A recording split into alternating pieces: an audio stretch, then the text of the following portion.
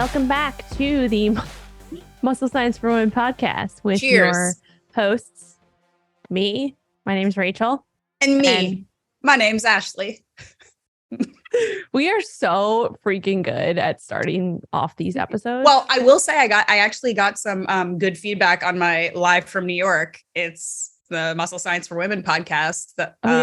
Intro that I did a couple of weeks ago. We should probably figure it out though. Like I have a couple podcasts that I listen to where they start and end their podcast the same way every time. It's like they have like a little catchphrase, which we definitely don't have. So maybe we need to work on a like special catchphrase. That would be fun. Yeah. All right, I'm gonna think about offline. Yeah. We'll talk about that. We just come on sounding real awkward and that's our catchphrase. Just that's kind awkward. of our thing. I don't know. Maybe people like it because it's real awkward. We're real people and we are awkward. We're real awkward sometimes. Real awkward. That's how we do it.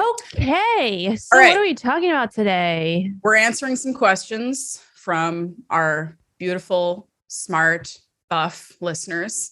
And I think you had one, it was about eating around your cycle, training around your cycle. Let's just dive in. Yeah, let's jump into it. So this is actually a question from one of my Flex fam members who actually also is a Muscle Science for Women veteran.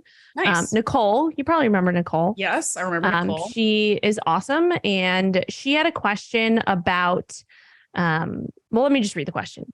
So Nicole asked, you mentioned diet breaks and timing around a woman's cycle. I can see how this could be dangerous. Well, for me, in parentheses, but I've been pondering this, and there's definitely a couple days just prior to my cycle where a small bump in calories would be beneficial.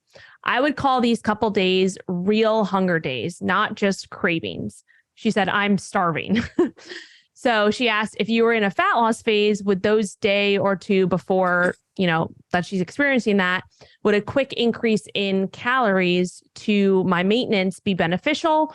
Or is this strategy just a recipe for disaster over the long term?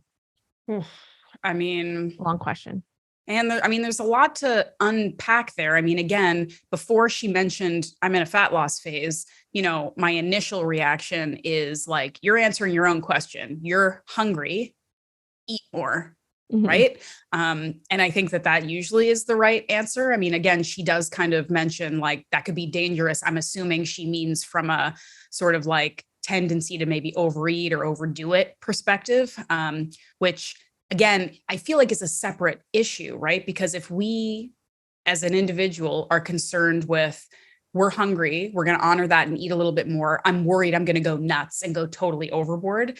I feel like that is kind of a separate challenge than whatever else you're working on nutritionally, because it does stem from a tendency that so many of us have to look at things as either sort of like binge or restrict, black or white, all or nothing, right? It's like you can't just eat a little bit more. You're going to have to eat a ton more and then regret it.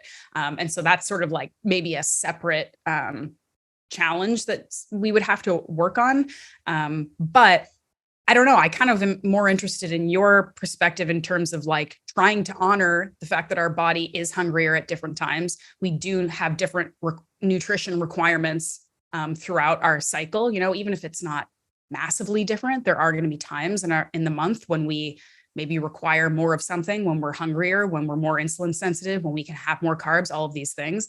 And managing that in the context of being in a fat loss phase and still trying to lose fat while we're eating more.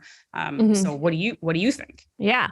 So I'm going to bring up the spreadsheets. You got to do it. Actually, this is something that we're doing now. Correct me if I'm wrong. I added a cycle column to your tracker. Yeah. So with clients, and Nicole's been doing this because clearly she knows the first few days before her cycle, she's been tracking this for a while. So she is like seeing these patterns occur that like, okay, a few days before I start my cycle, like my hunger is really high. And maybe, she's super regular and like, maybe it's something she doesn't have to track. And she's just very aware of that, which is great. Some people aren't though. And so a simple way to just become more aware of that is to just start tracking your cycle and just like taking note of like, oh, there's my hunger is super high for some reason right now. And then, you know, you end up eating and whatever, eating more. And then maybe you feel a bit guilty about it, but then you get your period and like, okay, that makes sense. Right. So my thing is, okay, I think that if you've been experiencing this for, you know, regularly for a few months and like, it's like, you know, happening regularly, it's not just like something random, then we can be proactive about it, right? We can say, okay, especially if you're in a fat loss phase and like that's your main goal right now, being able to be proactive about your decisions when it comes to potentially bumping calories up, that's where I find there to be a sweet spot. The reason I say this is because with calorie cycling, which is what we're talking about, right? It's like, I'm going to maybe bring my calories up a little bit on the days where I'm hungrier, or people do this all the time. Like they have like days where maybe their training days, they have calories a little bit higher. And then on rest days, a little bit lower, you know, because that works for them. There's some people where that does not work for them at all. And they sometimes need the opposite. Like sometimes on recovery days, they're actually more hungry. So they pay attention to that and things like that. Or they're just, you know, same. Like there's so many different ways to do this. However, the biggest thing that I found is that if you can go into it with that proactive mindset of, okay, I know that in 3 days, I'm going to like, just like clockwork, I'm going to start to have a little bit higher hunger because my period's coming in 3 more days. So I'm going to anticipate that and bump calories up proactively from the start, going into that day, you know, eating more and knowing that that's, you know, even if it doesn't happen right this month, for example, like even if you're not like feeling super hungry, you're still being proactive about it. That is so much more effective than the reactivity, right? So if you are someone who knows like calories are going to be, or you're going to be hungrier during this time and you're like really fighting against it, and then you end up eating more, like no matter what, right? It becomes like 9 o'clock at night and you're like, oh, like that chocolate bar, it's in the cabinet and I just want to eat it all, or I'll just take one bite, and then you end up eating the whole thing. And then it's like, oh crap, now I did this where I didn't want to do it. Now I feel guilty about it. And now I'm going to restrict the next day, but my hormones are still telling me like I'm hungrier. So I just like end up eating, and then I'm restricting again. And then you get into this whole cycle of just like madness, and it's very unhealthy. And that is the retroactive, like you are reacting to what you did. And then it turns into this unhealthy cycle of binge, restrict, binge. Right. So just working with so many women over the years, and even with myself, if we can, and this comes back to not just like around your cycle, but just like around events or around holidays or things like that. If you have a specific goal and you want to budget a little bit more calories one day versus another one, like just do it proactively, like have a plan going into it so that you aren't reacting to afterwards. You're not feeling guilty about it afterwards. And then you feel like you need to restrict, because that is a recipe for disaster. So my answer to this question would just be like, okay, if you know that this is happening every single month, and it's been happening for a while, like just be smart about it and plan ahead and be proactive versus not. And it will just make you feel so much better. And you will you'll get the best of everything, really. More food, more happiness, less guilt, still on track with your goals because you've planned ahead. And yeah, that's it. Yeah. I mean, that's win-win-win. That's like knowledge is power. Like you're saying, like figure out your cycle. Like this is a thing that we all have to deal with.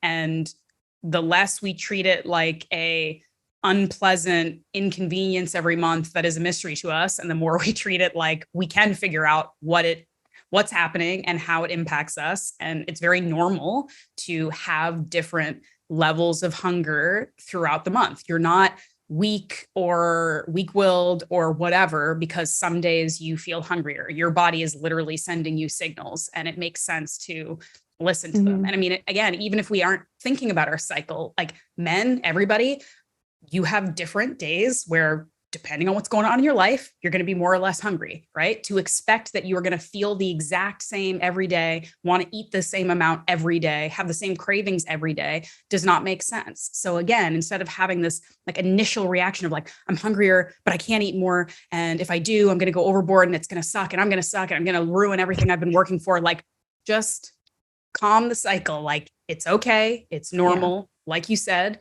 be proactive, plan around it, honor what your body's telling you to do. And you might find that you actually have like more success that way than trying to fight against it. Right. Yeah. That's awesome. Yeah. And I will say, just to wrap that question up too, like, if you're in a fat loss phase, you're going to be hungry at points. That's part of it. So I think that's also something to just be realistic about. Like, if you're going into a fat loss phase and you are like planning to never feel hunger, like you're also setting yourself up for failure, because you're literally putting your body into a deficit away from where it wants to be. Like, there's going to be some hunger eventually at different points. And so if you know how to manage that, if you know how to be aware, it just all comes back to the awareness, right? And awareness around what's happening. Like, you can feel so much more in power of what you're doing and not feel like the hunger is taking over and like controlling you. And there's going to be times where you give in to that hunger and you eat more than you were supposed to. Move on, get right back into it. Don't do the retroactive guilt, restrict, binge. It's a recipe for disaster. So yeah, I won't repeat any more of that, but I think I think that was perfectly well answered. And I mean, so we're talking about nutrition around cycle, but we've had questions about training around a cycle too. And we can get into sort of my training and stuff with my project. But we also talk about this in Muscle Science for Women. We have like an entire sort of section, chapter, lecture dedicated to sort of understanding our hormones and how that could possibly, or not, depending, impact how you're eating, how you're training, stuff like that. But I think one of the biggest like misconceptions that people sometimes still have around training in your cycle is that, when you're on your period or when you're about to have your period, like everything's going to suck and you just have to like go do yoga or like walk on a treadmill because you're going to be a nightmare if you try to train, which can be actually the opposite for a lot of people. Do you have like much insight about that? Like, do you talk about that with your group, your MetFlex? Yeah.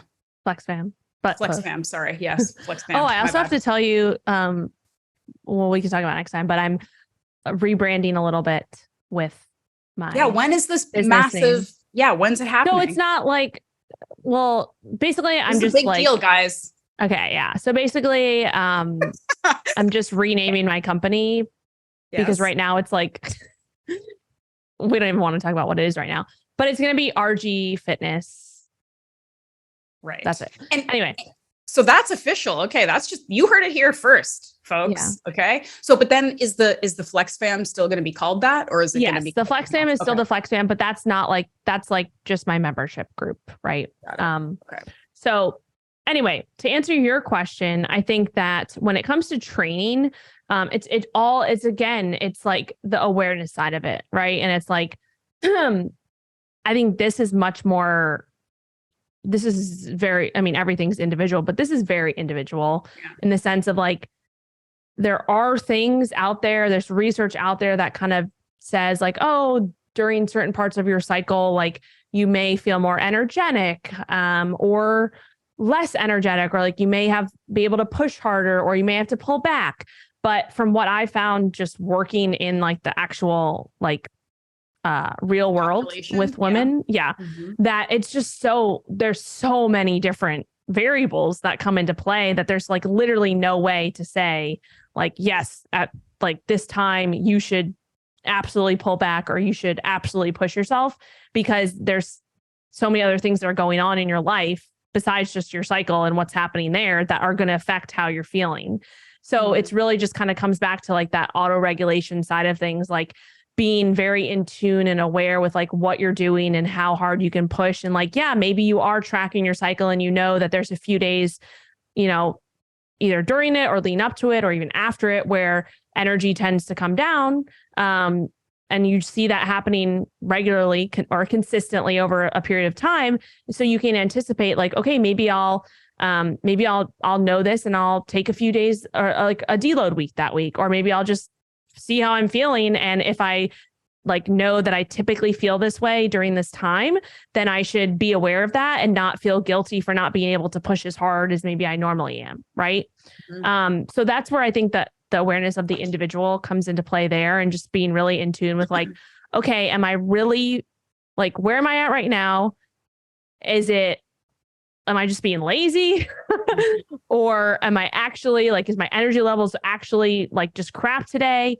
Or am I in a fat loss phase and my energy is already lower, with where I'm at? So I need to be aware of that. So I think that's like the biggest thing that I've come to the conclusion of, is just trying to be as aware as possible, and like being able to have these things that you're tracking, like your energy levels, your recovery, all that stuff, because that will give you a little bit more of like a full picture of like what's actually happening, and like, especially at the time of the month and things like that. So yeah. Yeah. And I know, I mean, there's research too that says, among trained athletes, that there are certain times in the cycle when you may be slightly more prone to injury and stuff like that. Cause there's, again, hormonal things happening that might, whatever, but like, these are, again, highly trained athletes in a very specific study. And the significance is scientific. It's not, if you work out hard on the first day of your period, you're definitely going to pull a hammy. Like, it's not, you know what I mean? So I think sometimes we get a little too stuck in research or data that doesn't necessarily apply to us, that we pay attention to more than what our own body is telling us. Like, it's great to read research and understand how our bodies work from like a scientific clinical perspective. But at the end of the day, as you're saying, what's more important is your own biofeedback, your own information, and your own perceived feeling about how you feel that day. Like that matters more than journal and article. I'll give a little anecdote here too. Is that the right word? Maybe. Yes. One of my clients, she just had her check-in, on Monday, just like you had yours on Monday. And she has been we're taking an approach of getting aggressive. Like, she's just jumped into a fat loss phase after being at maintenance for a while. And we're taking an aggressive approach from the beginning, where we're basically just kind of going at it hard for like the first 5 to 6 weeks. And then we're pulling back, versus the opposite. And she's having really great results, but she is noticing that dip in energy, which is absolutely normal for the way that the aggressiveness that we're getting, we have structure on and all of that. But she mentioned like on over the weekend, she had a leg day and she really like had no energy to get out of bed and do this. And she ended up just going on a walk with her mom.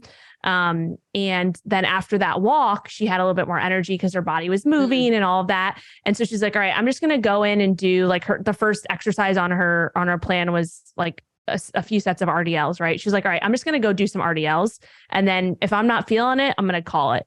And she went in, did those RDLs. And she was like, I felt so good that I just kept going. And I had such an amazing workout just because she took one step to just do a few of those RDLs. And that's how I look at my training too, especially when I'm in a fat loss phase or I know energy is lower, recovery is lower. If there's a day where I'm just like really not feeling it, I will just take little steps. Like, I'll put my shoes on, I'll go walk to the gym. Once I get to the gym, if I'm still feeling like crap, I'll go walk on the treadmill for a little bit and I'll do like one set or like the first exercise. And if I'm like, this is crap, like I know this is not going to be productive, then I'll just go do something else and call it a day. But you'd be surprised, like once you're in it and once you're kind of like, all right, you got all that other stuff out of the way, like you can start to, feel good. And you don't have to, nobody ever has amazing workouts like 24/7, 365 days a year. Like that's not life. That's not real life. So you have to get comfortable with some of your workout days being not the best. As long as you kind of show up and give it what you got, like that's really the most important part. So. Yeah, I love that. I mean, I have a similar thing with a client I'm working with right now. She has a very high stress life. And so we're trying to manage that in a lot of ways. But in terms of the gym, she'll have days where she's just busy and tired. But it's about determining whether you are too tired, go home and go for a walk and like eat some food instead, versus you would feel better if you go to the gym. And like one of the behaviors we're working on is literally her packing her gym bag every night before bed. So it's packed and it's fresh and it's ready to go and it's right in front of the door. So she doesn't have to, when she's stressed out and in a rush in the morning, think about, oh, I got to get my stuff. Screw it, whatever. It's there. You put it in the car. It's just one kind of behavioral step in the right direction that she's more likely then to like go to the gym and like maybe do a warm up and like you said, kind of feel it out. It's just little steps, and trying is always better than not. Acknowledging that maybe today isn't the right day and I'm going to go home and go for a walk instead. Also great, but you don't know until you try and you put those behavioral steps in place that allow you to do that more easily, right? With less decision making, because we all have decision fatigue. Yeah. Like reducing the barrier between that and as much as possible. That's like so beneficial from an environmental standpoint with so many things.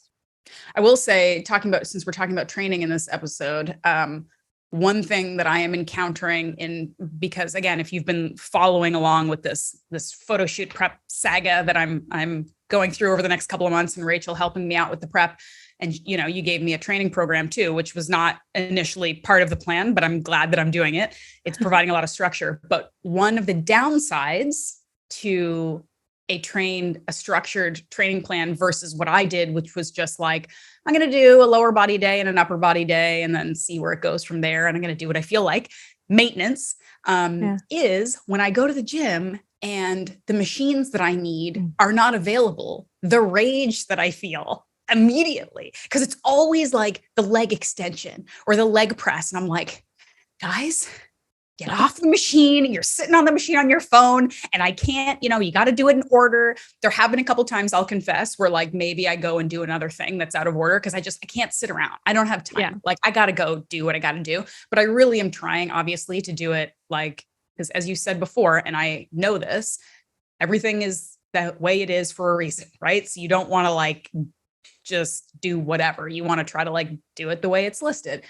And man, the rage when I get there and there's just people just taking all the machines, and because before it's like, if, someone was on my machine, I'm like, screw it, I'll just go over here. I have a question. Do you ever like ask like, hey, how many sets do you have left? Or like, can I work in? Or do you just like get mad and walk away? I'm not usually one of those people. I mean, I won't say never. Like I kind of like depends on my mood, and it depends on like the vibe I get from the person that's like using the machine. Sometimes I'll be like downright friendly and like talk to people and ask, and I've gone up to like strangers who are doing like an interesting exercise and like talk to them about it and stuff. But for the most part, I just like stew quietly inside and like try to go do something else and wait, because I'm going to give you this is a little coaching back to you, because I used to do that too. And then I would just get so angry and like just walk away and then like just get frustrated and stuff. But what I found to do is getting outside my comfort zone a little bit and just, when they're, especially if it's someone who's like literally sitting on their phone at the machine, which I do too, sometimes, I'm like, hey, like, excuse me, like they have their headphones in. I'm just like, hey, I'm just wondering, like, no rush at all. Like how many sets you have left? I'm just trying to figure out like my workout plan. Basically, that's what I say. And then that, first of all, that makes them aware that someone's actually waiting for the machine, because you'll be surprised how many people don't pay attention to their surroundings, and they're just like, they don't know people are waiting, or they assume that no one's waiting for it. So they're just taking their sweet time. So that makes them aware in a really nice way where you're not like rushing them. And then if they're like, I have 5 sets left, I'm going to be here for like 30 minutes. I'm like, okay, that's fine. Like, do you mind if maybe I work in during your rest periods? Like whatever. And if they say like, usually no one ever says no, unless there's actually one time someone said no because it was during COVID. And I was like, all right, whatever. But those two things, like, it feels like at first you don't want to do that. And you feel kind of like, oh, like I'm being that person at the gym. But honestly, like who freaking cares? Yeah. Like just, the more you do it, the more comfortable you get. And like, also the more like, I can tell you like other people have started to do the same thing and they kind of get the vibe there. So I don't know, just something to think about. Yeah. Yeah. I mean, it's not so much that I'm like too shy to talk to people, is that I just don't want to talk to people. Yeah. But I mean, you're making a good point. Like, again, in a previous life, I had all the time in the world to work out. So I'd just go do Mhm. something else or hang out or whatever. And now I do not have all the time in the world, Yeah. and I got to be efficient in the gym. So if that Yeah. means, gently and politely hurrying someone up or working Yeah. in on their set. Yeah. I mean, Or it's a good point. messaging your coach and asking for an alternative. Which I had to do recently. Let's talk about it because, Yeah. one of the things we talked about, like I've been very like upper body dominant basically for my whole life, because for whatever reason, it's just something I always preferred. I think maybe the sports that I played as a kid, I've always been more into like shoulders and back than, legs and glutes and stuff, which makes me, I think, an anomaly as far as our like age group of women in the gym. But to each their own anyway. And so, prior to us undergoing this project together, I'm like, I kind of want to like focus more on my lower body a little bit, like just build back some muscle that I lost during pregnancy and postpartum and whatever. And you're like, okay, yeah, we can, we're doing full body, we're doing lower body and legs and stuff in your program, but we're not trying to like build any muscle during this period. We're not trying to kill ourselves because you're in a fat loss phase. It's short, it's pretty intense.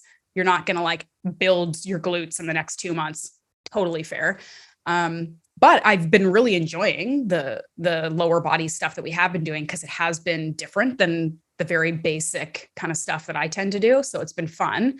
But one workout in particular, because again, I gotta give you some shit every now and then. It's what makes our relationship fun. Yeah. And there was an exercise, one of the days, there's an exercise that was like, it was like glute kickbacks. Kickback. Yeah. Yes. Which again, it's like, because I'm old and stuck in my ways and whatever, I'm just like, I'm not doing that. I'm not doing that. I'm not doing a kickback. Okay. Well, it first started because you couldn't find the attachment. Well, Right. And you're like, we my don't gym have doesn't have it. Yeah. because you need like an actual like ankle strap kind of thing, which my gym doesn't have. And you were like, you can just buy one for like $20. And I'm like, hard line. I'm drawing a hard line here. Okay. When I messaged you that, I was like, she's not doing that. Hell no. Yeah. So like, again, and this is all in like joke, like, I don't care. People can do kickbacks. It's great. It is a good isolation exercise. Fine. Like I do glute stuff. I'm not like above it. I want to have a nice butt like everybody else. It's fine.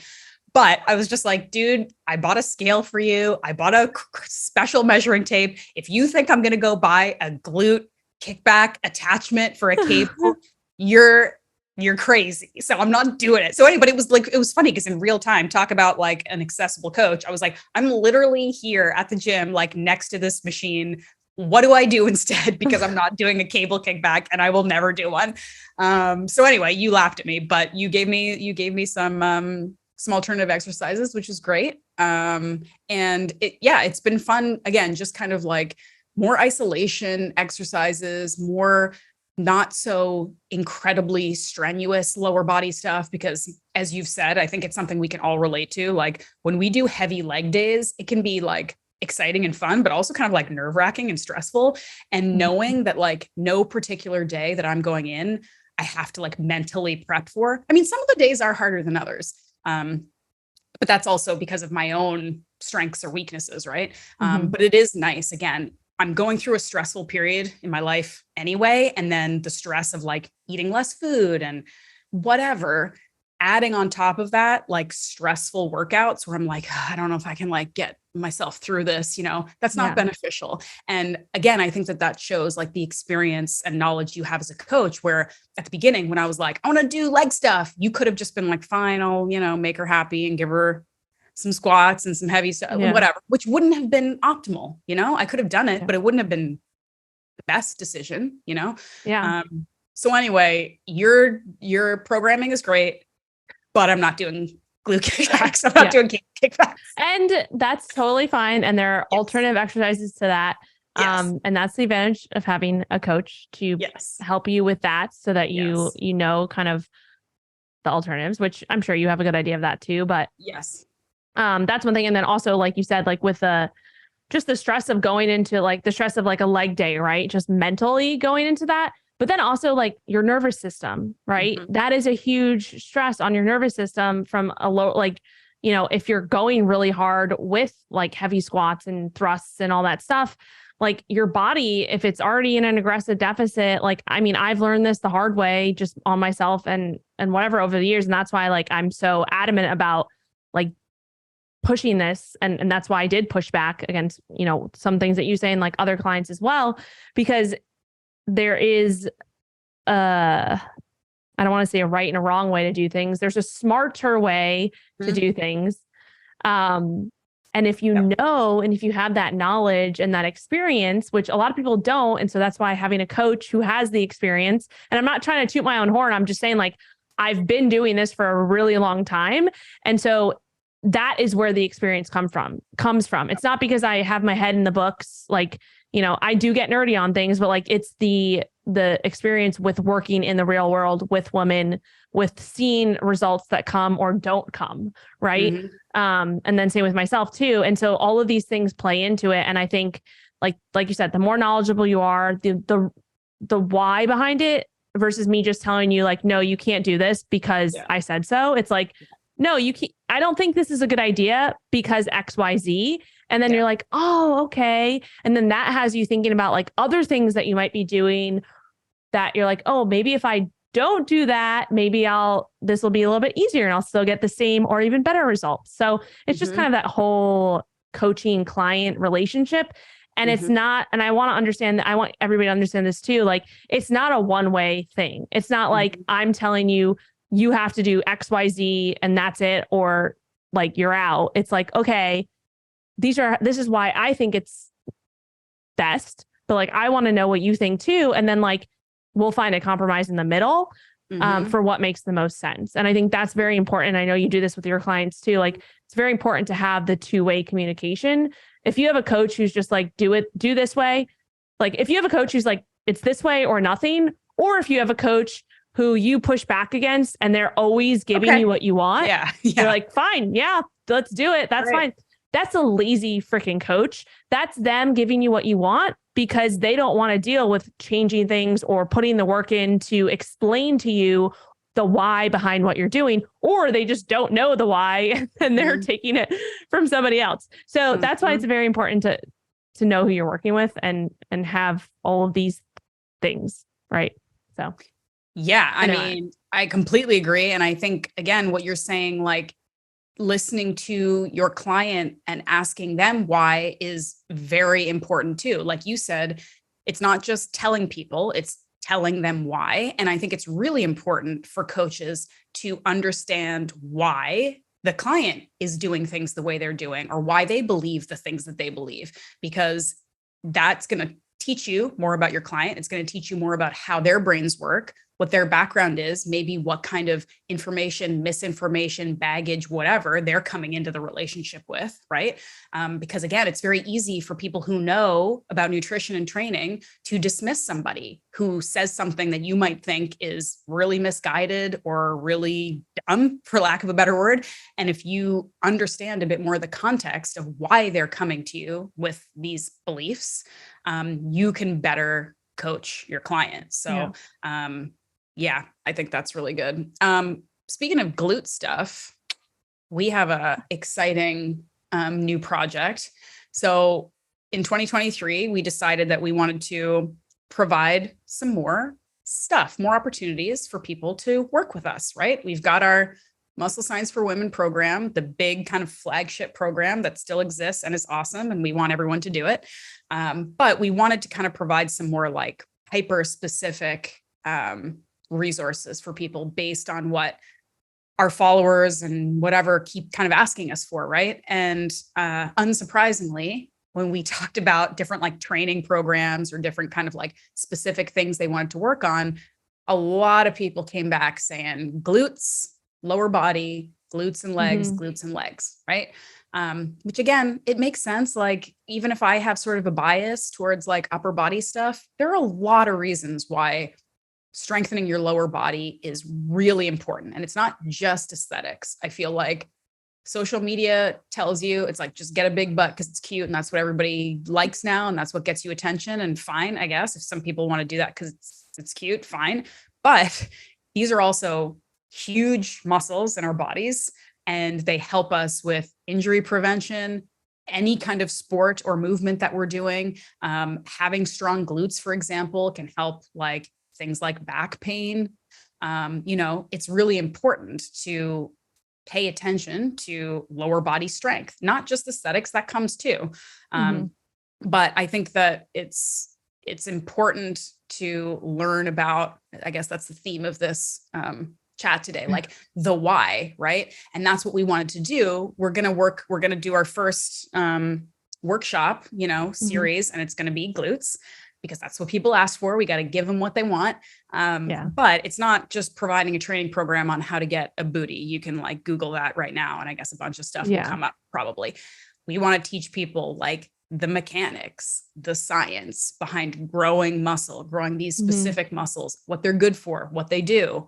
And so that's what we're working on. And I'm kind of excited. We're hoping to get this done sooner rather than later. But do you have anything you want to add? No, yeah. I mean, I think there's just, I think it'll be cool because it'll be like a little bit, like some more practical things, and like things that you can, like, you don't have to overhaul like your whole training if you're doing, like if you're following a specific program already, or if you're like going to classes or whatever, and you're just looking to maybe add a little bit more, maybe like a little bit of specialization, or also just to understand like what exercises are like you're doing and what they are actually, because there's so many different glute exercises out there. Right. And like and I didn't know this until like a few years ago when I started to study biomechanics and like actually understand like what muscles are being worked in what lengths and ranges. And like, we're not going to go into all like the sciencey terms and all that stuff, but we're going to basically break it down in like layman's terms and like allow you to understand like, okay, this exercise, there's a reason why I'm doing this exercise. And the reason why I'm pairing it with this exercise versus just doing 100 hip thrusts and all this booty band work just because you saw someone do it on Instagram. Like there's a lot more behind it. And if you know what you're doing and why you're doing it, you will get much better results in a less amount of time, and also a very much more productive amount of time where you don't have to be doing a million glute exercises. Like you don't need to be doing that. And a lot of people are just wasting their time when you can get much better results if you actually understood like what certain exercises are doing and all that jazz. So then also like, we'll probably talk a little bit about nutrition too, just to kind of like round it all out. No pun intended. Ooh, that was good. Oh, we need to mark that. That needs to be a IG clip. That was very well done. Good job. Yeah. And I mean, I think we'll talk about nutrition. We're going to have to talk about recovery, whether you guys like it or not, training volume, training amount, how to incorporate. I mean, I think ultimately what we're working on, we're kind of talking about this in real time, but we're going to provide specific programming, but it can be something that you can integrate into what you're already doing. But we want to make sure that you're doing it in a smart way so that you aren't overtraining, you aren't wasting your time, you're not doing anything in the gym that isn't like positively impacting what your goals are. So one of the things I think is cool about this product that we're going to create, and hopefully subsequent ones, because I know a bunch of people wanted a shoulder one too, which I'm personally very pumped about.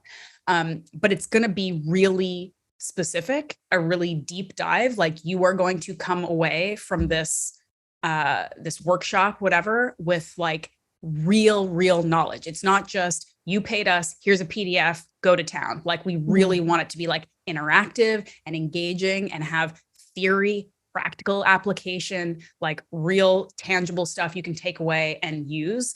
And that's, I think what sets us apart from a lot of the stuff that's out there. It's again, very easy to go build a booty in 3 weeks or whatever the hell. But like, this is going to be more educational and really teach you how and why to do the things that you're doing. You are going to know more about your butt than you ever thought possible by the end of this. And while we're talking about this, we didn't talk about before, but if you're listening to this and this interests you, what we'll do is we'll add a link in the description to get on like the list if you are interested in this workshop. Because if you're so just so that we know, and then when we send information out, we're probably going to have like a cap on the amount of people potentially that we get into like the first iteration. So if you want to like reserve your spot, we'll create a link to put in the show notes. We'll do that. Build a butt. Like Build a build butt. a bear, except it's a butt. All right. I think that's all the exciting things we had to talk about. Active Stacks is our sponsor today. Speaking of building things, I have been using so much more protein powder since I've been on this fat loss thing because listen, I eat protein, but like I need to eat a lot of protein on this diet. And that's for me. Like I have no problem eating like, 1 pound per 1 gram per pound of body weight or whatever. But like, we're even doing higher than that. And when you're trying to do that while also like keeping calories in check, it actually does require a little bit of like science. So I've been upping my protein intake significantly, my egg intake, my dairy intake. Thank goodness I can tolerate dairy because the Greek yogurt and cottage cheese and eggs and stuff that I've been eating the last like couple of weeks. I love it personally. I think it's great. But I've been doing a lot more like adding protein powder, Active Stacks and others to other things that I'm eating. Cause I just like, it's just the little ways to like add protein. It's all the stuff that I tell everybody else to do that I am now like really paying attention to myself. But are you eating the ice cream at night? I haven't yet. I'm actually planning on probably doing that to treat myself at some point soon. Because it's so delicious. I mean, like you're the one who's gotten like a whole community online of people like crushing protein ice cream now, including myself.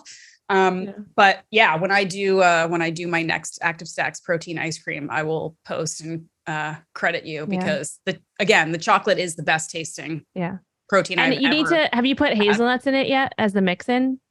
I have not, but I keep seeing you do it. So I will send you, this isn't Active Stacks, but full transparency, because I use other protein powders too. And I have a whey protein that is chocolate hazelnut. And if you use that and then add actual hazelnuts, oh my goodness, like that chocolate hazelnut flavor is really, really good. I'll send you some.